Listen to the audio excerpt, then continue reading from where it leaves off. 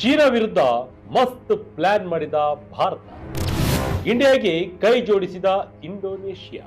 ವೀಕ್ಷಕರೇ, ಹಿಂದೂ ಮಹಾಸಾಗರದಲ್ಲಿ ಈಗ ಜಗತ್ತೇ ಬೆರಗಾಗುವಂತಹ ಮಹಾ ರಾಜತಾಂತ್ರಿಕ ಯುದ್ಧವೊಂದು ಆರಂಭವಾಗಿದೆ. ಚೀನಾ ಇಷ್ಟು ದಿನ ಭಾರತವನ್ನ ಸುತ್ತುವರಿಯಲು ಹೆಣೆತಿದ್ದ ಎಲ್ಲ ಕುತಂತ್ರದ ಜಾಲಗಳಿಗೂ ಭಾರತ ಈಗ ಒಂದೇ ಒಂದು ಕಡಲ ತೀರದಲ್ಲಿ ತಿರುಗೇಟು ನೀಡಲು ಬಿಗ್ ಪ್ಲಾನ್ ಮಾಡಿದೆ. ಹೌದು, ಇಂಡೋನೇಷಿಯಾದ ಒಂದು ಪುಟ್ಟ ದ್ವೀಪ ಈಗ ಇಂಡೋ ಪೆಸಿಫಿಕ್ ವಲಯದಲ್ಲಿ ಚೀನಾದ ಆಟ ಮುಗಿಸಲು ಭಾರತದ ಅತ್ಯಂತ ದೊಡ್ಡ ಮತ್ತು ಶಕ್ತಿಶಾಲಿ ದಾಳವಾಗಿ ಬದಲಾಗಿದೆ. ಪ್ರಧಾನಮಂತ್ರಿ ನರೇಂದ್ರ ಮೋದಿರವರ ಇಂಡೋನೇಷ್ಯಾ ಪ್ರವಾಸದ ವೇಳೆ ನಡೆದ ಆ ಒಂದು ರಹಸ್ಯ ಒಪ್ಪಂದ ಈಗ ಇಡೀ ಜಗತ್ತಿನ ರಕ್ಷಣಾ ವಲಯದಲ್ಲಿ ಸಂಚಲನ ಸೃಷ್ಟಿಸಿದೆ. ಅದೇ ಇಂಡೋನೇಷ್ಯಾದ ವೇವ್ ದ್ವೀಪದಲ್ಲಿರುವ ಸಬಾಂಗ್ ಬಂದರು ಅಭಿವೃದ್ಧಿ ಒಪ್ಪಂದ. ಇದು ಕೇವಲ ಒಂದು ಸಾಧಾರಣ ಬಂದರಿನ ಒಪ್ಪಂದವಲ್ಲ, ಬದಲಿಗೆ ಚೀನಾದ ನಡೆಮುರಿಯುವ ಜಾಗತಿಕ ಚೆಕ್ಮೇಟ್. ಜಗತ್ತಿನ ಒಟ್ಟು ವ್ಯಾಪಾರದ 40% ಭಾಗ ಚಲಿಸುವ ಮಲಕ್ಕ ಜಲಸಂಧಿಯ ಹತ್ತಿರವೇ ಭಾರತ ಇನ್ನು ಮುಂದೆ ಕಾಯಂ ಆಗಿ ಬಂದು ಕೂರಲಿದೆ. ಹಾಗಾದ್ರೆ ಚೀನಾ ತನ್ನ ಜೀವನಾಡಿ ಎಂದು ನಂಬಿರುವ ಈ ಜಲಮಾರ್ಗವನ್ನ ಭಾರತ ಹೇಗೆ ಬಂದ್ ಮಾಡಬಹುದು? ಚೀನಾದ ಹೆಮ್ಮೆಯ ಸ್ಟ್ರಿಂಗ್ ಆಫ್ ಪಲ್ಸ್ ಅಥವಾ ಮುತ್ತಿನ ಹಾರ ಎಂಬ ಕುತಂತ್ರದ ಜಾಲವನ್ನ ಭಾರತ ಹೇಗೆ ಧೂಳಿಪಟ ಮಾಡಿದೆ? ಭಾರತ ಚೀನಾವನ್ನ ಹೇಗೆ ಕಟ್ಟಿ ಹಾಕಲಿದೆ? ಬನ್ನಿ ಇವತ್ತಿನ ವಿಡಿಯೋದಲ್ಲಿ ಸಂಪೂರ್ಣ ಮಾಹಿತಿಯನ್ನ ನೋಡೋಣ. ಏನಿದು ಸಬಾಂಗ್ ಬಂದರು ಒಪ್ಪಂದ? ಭಾರತಕ್ಕೆ ಇದು ಯಾಕೆ ಇಷ್ಟೊಂದು ಮುಖ್ಯ? ವೀಕ್ಷಕರೇ, ಅಸಲಿಗೆ ಈ ಸಬಾಂಗ್ ಬಂದರು ಎಲ್ಲಿದೆ ಮತ್ತು ಭಾರತಕ್ಕೆ ಇದು ಯಾಕೆ ಇಷ್ಟೊಂದು ಮುಖ್ಯ ಎಂಬುದನ್ನ ಮೊದಲು ಅರ್ಥ ಮಾಡಿಕೊಳ್ಳೋಣ. ಸಬಾಂಗ್ ಬಂದರು ಇಂಡೋನೇಷ್ಯಾದ ಸುಮಾತ್ರ ದ್ವೀಪದ ಅತ್ಯಂತ ಉತ್ತರದ ತುದಿಯಲ್ಲಿರುವ ವೇವ್ ದ್ವೀಪದಲ್ಲಿದೆ. ಇದರ ಅತ್ಯಂತ ದೊಡ್ಡ ಪ್ಲಸ್ ಪಾಯಿಂಟ್ ಎಂದರೆ ಇದು ಜಾಗತಿಕ ವ್ಯಾಪಾರದ ಪ್ರಮುಖ ಹೆದ್ದಾರಿಯಾದ ಮಲಕ್ಕ ಜಲಸಂಧಿಯ ಪ್ರವೇಶ ದ್ವಾರದಲ್ಲೇ ಕಾವಲುಗಾರನಂತೆ ನಿಂತಿದೆ. ಜಗತ್ತಿನ ಒಟ್ಟು ವಾಣಿಜ್ಯ ವ್ಯಾಪಾರದ 40% ವ್ಯಾಪಾರ ಈ ಒಂದೇ ಒಂದು ಜಲಸಂಧಿಯ ಮೂಲಕವೇ ನಡೆಯುತ್ತೆ. ಇನ್ನು ಚೀನಾ ದೇಶಕ್ಕಂತೂ ಈ ಮಲಕ್ಕ ಜಲಸಂಧಿ ಎಂಬುದು ಕೇವಲ ಒಂದು ಸಮುದ್ರ ಮಾರ್ಗವಲ್ಲ, ಅದು ಅವರ ಪಾಲಿನ ಜೀವನಾಡಿ. ಚೀನಾ ಆಮದು ಮಾಡಿಕೊಳ್ಳುವ ಒಟ್ಟು ಕಚ್ಚಾ ತೈಲದಲ್ಲಿ ಬರೋಬ್ಬರಿ 80% ತೈಲ ಮತ್ತು ಅವರ ದೇಶದ ಪ್ರಮುಖ ವ್ಯಾಪಾರಗಳು ಇದೇ ಮಲಕ್ಕ ನೀರಿನ ಮೂಲಕವೇ ಸಾಗಿವೆ. ಚೀನಾದ ಈ ಅತಿಯಾದ ಅವಲಂಬನೆಯನ್ನೇ ಬೀಜಿಂಗ್ನ ರಕ್ಷಣಾ ತಜ್ಞರು ಮಲಕ್ಕ ದಿಲಿಮಾ ಅಥವಾ ಮಲಕ್ಕ ಸಂದಿಗ್ಧತೆ ಎಂದು ಕರೆಯುತ್ತಾರೆ. ಅಂದರೆ ಈ ಮಲಕ್ಕ ಜಲಸಂಧಿ ಎಂಬುದು ಚೀನಾದ ಅತ್ಯಂತ ದುರ್ಬಲವಾದ ಜಾಗ. ಅವರ ಪಾಲಿನ ಅಕಿಲಿಸ್ ಹಿಲ್. ಒಂದು ವೇಳೆ ಯುದ್ಧದ ಸಮಯದಲ್ಲಿ ಈ ಮಾರ್ಗವನ್ನ ಯಾರಾದರೂ ಬ್ಲಾಕ್ ಮಾಡಿದ್ರೆ ಇಡೀ ಚೀನಾ ದೇಶ ತೈಲವಿಲ್ಲದೆ ವ್ಯಾಪಾರವಿಲ್ಲದೆ ಕತ್ತಲಲ್ಲಿ ಮುಳುಗಿ ಹೋಗುತ್ತದೆ, ವಿಲವಿಲ ಅಂತ ಒದ್ದಾಡುತ್ತೆ. ಈಗ ಅದೇ ಜಾಗದಲ್ಲಿ ಭಾರತ ಬಂದು ಕೂರ್ತಾ ಇದೆ. ಭಾರತದ ಜಂಟಿ ಕಣ್ಗಾವಲು ಚಕ್ರವ್ಯೂಹ, ಭಾರತದಿಂದ ಚೀನಾ ಜಲಾಂತರ್ಗಾಮಿ ಬೇಟೆ. ವೀಕ್ಷಕರೇ, ಭಾರತಕ್ಕೆ ಈ ಸಬಾಂಗ್ ಬಂದರಿನಿಂದ ಸಿಗಲಿರುವ ರಕ್ಷಣಾತ್ಮಕ ಲಾಭ ಸಾಮಾನ್ಯದಲ್ಲ. ಈ ಆಳ ಸಮುದ್ರದ ಬಂದರು ಭಾರತವು ಅಂಡಮಾನ್ ಮತ್ತು ನಿಕೋಬಾರ್ ದ್ವೀಪಗಳಲ್ಲಿ ಹೊಸದಾಗಿ ನಿರ್ಮಿಸುತ್ತಿರುವ ಹೆಮ್ಮೆಯ ಗ್ರೇಟ್ ನಿಕೋಬಾರ್ ಟ್ರಾನ್ಸ್ಶಿಪ್ಮೆಂಟ್ ಬಂದರಿನಿಂದ ಕೇವಲ 100 ಮೈಲುಗಳಷ್ಟು ಅತ್ಯಂತ ಹತ್ತಿರದ ದೂರದಲ್ಲಿದೆ. ಅಂದರೆ ಈ ಸಬಾಂಗ್ ಬಂದರು ಮತ್ತು ಗ್ರೇಟ್ ನಿಕೋಬಾರ್ ಬಂದರು ಇವೆರಡು ಒಟ್ಟಾಗಿ ಸೇರಿದರೆ ಮಲಕ್ಕ ಜಲಸಂಧಿಯ ಹೆಬ್ಬಾಗಿಲನ್ನ ಭಾರತವು ಸಂಪೂರ್ಣವಾಗಿ ತನ್ನ ಕಪಿಮುಷ್ಟಿಗೆ ತೆಗೆದುಕೊಳ್ಳಬಹುದು. ಸಬಾಂಗ್ ಬಂದರಿನ ಒಪ್ಪಂದದ ಮೂಲಕ ಭಾರತಕ್ಕೆ ತೈಲದಿಂದ ಹಿಡಿದು ಕಾರುಗಳು ಹಾಗೂ ಅತ್ಯಾಧುನಿಕ ಸೆಮಿ ಕಂಡಕ್ಟರ್ಗಳವರೆಗೆ ಪ್ರತಿಯೊಂದನ್ನು ಸಾಗಿಸುವ ಈ ಅಂತಾರಾಷ್ಟ್ರೀಯ ಜಲಸಂಧಿಯ ಮೇಲೆ ಕಾಯಂ ಆಗಿ ಕಾಲಿಡಲು ಒಂದು ಬಲಿಷ್ಠ ನೆಲೆ ಸಿಕ್ಕಂತಾಗಿದೆ. ಗ್ರೇಟ್ ನಿಕೋಬಾರ್ ಫೋರ್ಟ್ ಮತ್ತು ಇಂಡೋನೇಷ್ಯಾದ ಸಬಾಂಗ್ ಫೋರ್ಟ್ ಎರಡು ಒಂದಕ್ಕೊಂದು ಕೈ ಜೋಡಿಸಲಿವೆ. ಈ ಎರಡೂ ನೆಲೆಗಳು ಒಟ್ಟಿಗೆ ಸೇರಿದರೆ ಜಗತ್ತಿನ ಅತ್ಯಂತ ಬ್ಯುಸಿಯಾದ ಮತ್ತು ಕಡಲ ಚೋಕ್ ಪಾಯಿಂಟ್ ಮೇಲೆ ಭಾರತಕ್ಕೆ ಸಂಪೂರ್ಣ ನಿಯಂತ್ರಣ ಸಿಗುತ್ತೆ. ಭಾರತದ ನೌಕಾಪಡೆ ತನ್ನ ಕಣ್ಗಾವಲು ಸಾಮರ್ಥ್ಯವನ್ನ 100 ಪಟ್ಟು ಹೆಚ್ಚಿಸಿಕೊಳ್ಳಬಹುದು.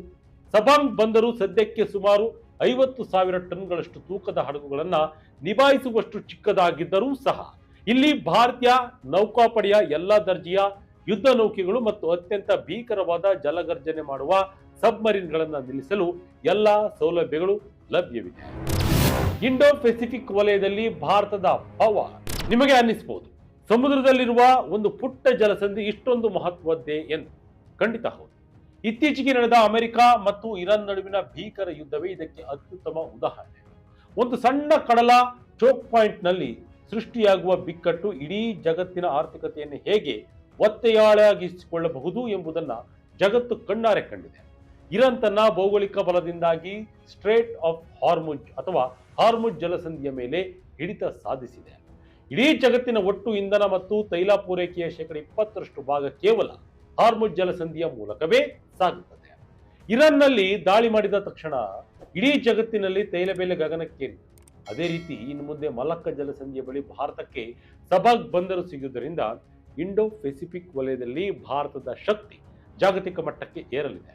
ಅಂಡಮಾನ್ನ ದಕ್ಷಿಣ ತುದಿಯ ಜೊತೆಗೆ ಸಬಾಂಗ್ ಬಂದರು ಸೇರಿದಂತೆ ಭಾರತವು ಇಂಡೋ ಪೆಸಿಫಿಕ್ ವಲಯದಲ್ಲಿ ತನ್ನ ಮಿಲಿಟರಿ ಕೋಟೆಯನ್ನ ಮತ್ತಷ್ಟು ಭದ್ರಪಡಿಸಿದಂತಾಗುತ್ತದೆ. ಚೀನಾದ ಕುತಂತ್ರದ ಮುತ್ತಿನ ಹಾರ ಅಂದ್ರೆ ಏನು?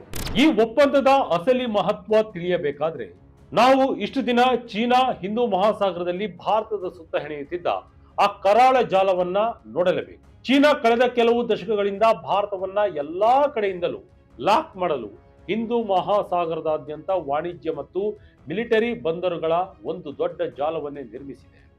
ರಕ್ಷಣಾ ವಲಯದಲ್ಲಿ ಇದನ್ನ ಚೀನಾದ ಸ್ಟ್ರಿಂಗ್ ಆಫ್ ಪರ್ಲ್ಸ್ ಅಥವಾ ಮುತ್ತಿನ ಹಾರ ಎಂದು ಕರೆಯಲಾಗುತ್ತದೆ. ಭಾರತದ ನೆರೆಹೊರೆಯ ದೇಶಗಳಾದ ಮಯನ್ಮಾರ್, ಶ್ರೀಲಂಕಾದಿಂದ ಹಿಡಿದು ಪಾಕಿಸ್ತಾನ ಮತ್ತು ಪೂರ್ವ ಆಫ್ರಿಕಾದವರೆಗೆ ಬರೋಬ್ಬರಿ 17ಕ್ಕೂ ಹೆಚ್ಚು ಬಂದರುಗಳಲ್ಲಿ ಚೀನಾ ಹೂಡಿಕೆ ಮಾಡಿದೆ ಅಥವಾ ಕೆಲವು ತಾನೇ ಅಭಿವೃದ್ಧಿಪಡಿಸಿವೆ. ಇದರಲ್ಲಿ ಪಾಕಿಸ್ತಾನದ ಅತ್ಯಂತ ಆಳವಾದ ಗ್ವಾದರ್ ಬಂದರು, ಕೀನ್ಯಾದ ಲಾಮು ಬಂದರು ಹಾಗೂ ಪೋರ್ಟ್ ಸುಡಾನ್ನಲ್ಲಿರುವ ಸಣ್ಣ ಸಣ್ಣ ಟರ್ಮಿನಲ್ಗಳು ಸೇರಿವೆ. ಈ ಬಂದರುಗಳು ಚೀನಾದ ಇಂಧನದ ಸುರಕ್ಷತೆಗೆ ಕಾವಲು ಕಾಯುವುದರ ಜೊತೆಗೆ ಭಾರತದ ಹಿತ್ತಲಿನಲ್ಲಿಯೇ ಚೀನಾದ ನೌಕಾಪಡೆ ಬಂದು ಕೂರಲು ಸಹಾಯ ಮಾಡ್ತಾ ಇವೆ. ಇವು ಭಾರತದ ರಾಷ್ಟ್ರೀಯ ಭದ್ರತೆಗೆ ಒಂದು ದೊಡ್ಡ ತಲೆನೋವಾಗಿ ಪರಿಣಮಿಸಿದೆ. ಏನಿದು ಚೀನಾದ ಅಪಾಯಕಾರಿ ಸಾಲದ ತಂತ್ರ? ಆದರೆ ಇಲ್ಲಿರುವ ಅತ್ಯಂತ ಶಾಕಿಂಗ್ ವಿಷಯ ಏನಂದ್ರೆ, ಈ ಯಾವುದೇ ದೇಶಗಳು ಪ್ರೀತಿಯಿಂದ ಅಥವಾ ಇಷ್ಟಪಟ್ಟು ತಮ್ಮ ಬಂದರುಗಳನ್ನು ಚೀನಾಕ್ಕೆ ನೀಡಿಲ್ಲ. ಇದರ ಹಿಂದೆ ಇರುವುದು ಚೀನಾದ ಅತ್ಯಂತ ಕ್ರೂರವಾದ ಚೀನಿ ಡೇಟ್ ಟ್ರ್ಯಾಪ್ ಗೇಮ್ ಅಥವಾ ಸಾಲದ ಸುಳಿಯ ರಾಜತಾಂತ್ರಿಕತೆ. ಒಂದು ಸಂಶೋಧನಾ ವರದಿಯ ಪ್ರಕಾರ ಚೀನಾ ಎಲ್ಲೆಲ್ಲಿ ಬಂದರುಗಳನ್ನು ನಿರ್ಮಿಸುತ್ತಿದೆಯೋ ಆ ಎಲ್ಲಾ ದೇಶಗಳು ಈಗ ಚೀನಾದ ಭಾರಿ ಸಾಲದ ಸುಳಿಯಲ್ಲಿ ಸಿಲುಕಿ ನಲುಗ್ತಾ ಇದ್ದಾವೆ. ಕೀನ್ಯಾ, ಮಯನ್ಮಾರ್, ಜಿಬೂಟಿ ಮತ್ತು ತಮ್ಮದೇ ನೆರೆಹೊರೆಯ ಶ್ರೀಲಂಕಾ ದೇಶಗಳು ಇದಕ್ಕೆ ಜೀವಂತ ಉದಾಹರಣೆಗಳು. ಈ ದೇಶಗಳಿಗೆ ತೀರಿಸಲಾಗದಷ್ಟು ಸಾಲ ಕೊಡುವ ಚೀನಾ ನಂತರ ಸಾಲದ ಬಲವನ್ನ ಬಳಸಿ ಅಲ್ಲಿನ ಆಯಕಟ್ಟಿನ ಬಂದರುಗಳನ್ನ ತಾನೇ ಲೀಸ್ ಮುಖಾಂತರ ವಶಪಡಿಸಿಕೊಳ್ಳುತ್ತದೆ. ಇದಕ್ಕೆ ಅತ್ಯಂತ ಸ್ಪಷ್ಟ ಉದಾಹರಣೆ ಚೀನಾದ ಹಂಬನ್ ತೋಟ ಬಂದರು. ಶ್ರೀಲಂಕಾ ಸಾಲ ತೀರಿಸಲಾಗದೆ ಒದ್ದಾಡಿದಾಗ ಚೀನಾ ಆ ಬಂದರಿನ 85% ಪಾಲನ್ನ ತನ್ನದಾಗಿಸಿಕೊಂಡಿದ್ದಲ್ಲದೆ ಬರೋಬ್ಬರಿ 99 ವರ್ಷಗಳ ಕಾಲ ಬಂದರನ್ನು ತಾನೇ ಸಂಪೂರ್ಣವಾಗಿ ಲೀಸ್ ಪಡೆದುಕೊಂಡು ರಾಜಾರೋಷವಾಗಿ ಕುಳಿತಿದೆ. ಈ ಬಂದರುಗಳ ಮೂಲಕ ಚೀನಾ ಭಾರತದ ಹಿತ್ತಲಿನಲ್ಲಿಯೇ ತನ್ನ ಪ್ರಭಾವ ವಿಸ್ತರಿಸುತ್ತಾ ಆಕ್ರಮಣಕಾರಿ ರೀತಿಯನ್ನ ಅನುಸರಿಸುತ್ತಿತ್ತು. ಚೀನಾಗೆ ಭಾರತ ನೀಡಿದ ಅಂತಿಮ ಚೆಕ್ಮೇಟ್. ವೀಕ್ಷಕರೇ, ಚೀನಾ ಭಾರತದ ಸುತ್ತ ಮುತ್ತಿನ ಹಾರವನ್ನ ಪೋಣಿಸಿ ಭಾರತಕ್ಕೆ ದಿಗ್ಬಂಧನ ವಿಧಿಸಲು ಪ್ಲಾನ್ ಮಾಡಿದೆ. ಆದರೆ ಭಾರತ ಈಗ ಚೀನಾದ ಇಡೀ ಆರ್ಥಿಕತೆಯ ಜೀವನಾಡಿಯಾಗಿರುವ ಮಲಕ್ಕ ಜಲಸಂಧಿಯ ಮೇಲೆಯೇ ಇಂಡೋನೇಷ್ಯಾದ ಸಬಾಂಗ್ ಬಂದರಿನ ರೂಪದಲ್ಲಿ ತನ್ನ ಕಾಯಂ ಹೆಜ್ಜೆಯನ್ನ ಇಟ್ಟಿದೆ. ಚೀನಾ ಏನಾದರೂ ಭಾರತದ ವಿರುದ್ಧ ಕಣ್ಣು ಎತ್ತಿ ನೋಡಿದ್ರೆ ಭಾರತ ಕೇವಲ 100 ಮೈಲಿ ದೂರದಲ್ಲಿರುವ ಸಬಾಂಗ್ ಮತ್ತು ನಿಕೋಬಾರ್ ಬಂದರುಗಳ ಮೂಲಕ ಚೀನಾದ 80% ತೈಲ ಸಾಗಣೆಯನ್ನ ಒಂದೇ ನಿಮಿಷದಲ್ಲಿ ಬಂದ್ ಮಾಡಬಹುದು. ಅದಕ್ಕಾಗಿಯೇ ಈ ಸಬಾಂಗ್ ಬಂದರಿನ ಒಪ್ಪಂದ ಭಾರತದ ಪಾಲಿಗೆ ಅತ್ಯಂತ ಅಮೂಲ್ಯ ಮತ್ತು ಚೀನಾದ ಪಾಲಿಗೆ ಅತ್ಯಂತ ನಡುಕ ಹುಟ್ಟಿಸುವ ಮಹಾ ರಾಜತಾಂತ್ರಿಕ ನಡೆಯಾಗಿದೆ. ವೀಕ್ಷಕರೇ, ಭಾರತದ ಈ ಭರ್ಜರಿ ಮಾಸ್ಟರ್ ಸ್ಟ್ರೋಕ್ ಬಗ್ಗೆ ನಿಮ್ಮ ಅನಿಸಿಕೆ ಏನು? ಇದರಿಂದ ಚೀನಾಗೆ ಭಾರತ ಪಾಠ ಕಲಿಸುತ್ತಾ? ಕಮೆಂಟ್ ಮೂಲಕ ತಿಳಿಸಿ.